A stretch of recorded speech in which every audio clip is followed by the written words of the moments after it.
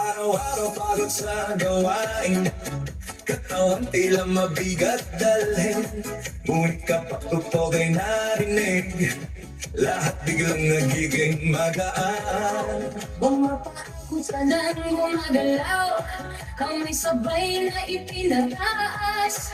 Habang kumatagal ang sayawan, lalong gumagaan ang pakiramdam. Bakit sumba? Ito ang sagot. Galaw ng katawan, Saya ang abot, bawis ay tumutulog, ngunit ngiti ay tuloy-tuloy. Bakit sumba? tanong ng lahat, Di mo gumagaan ang bigat. habang sabay ang bawat galaw. Lumalakas ang buong katawan. Ayan! Kapag sama-sama ang grupo, mas nagiging masigla ang galaw. Sigaw ng saya sa paligid, nakakahawa sa damdamin. Puso ay mas nagiging matatag, Hingay mas nagiging malalim. habang tuloy ang bawat galaw, lakas ay unti-unting tumarami. Bakit sumba? Ito ang sagot, Galaw ng katawan, saya ang abot. bawis ay tumutulog, ngunit ngiti ay tuloy-tuloy.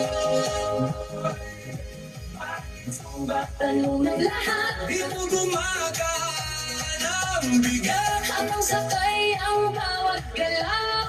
Lumalakas ang buong katawan.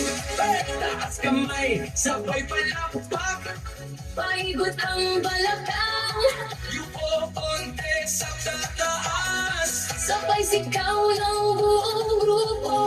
Habang tuloy ang sayaway, Pagod ay napapalitan, siglaan siyang bumabalik sa bawat bukas ng galaw. Bakit sumba? ngayon alam mo, Saya nito ay totoo.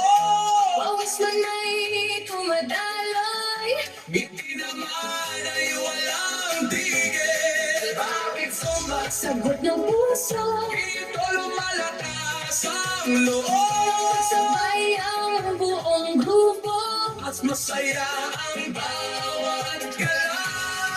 Bakit sumba? Ito ang sagot, Galaw ng katawan, saya ang abot. bawat ay tumutulog.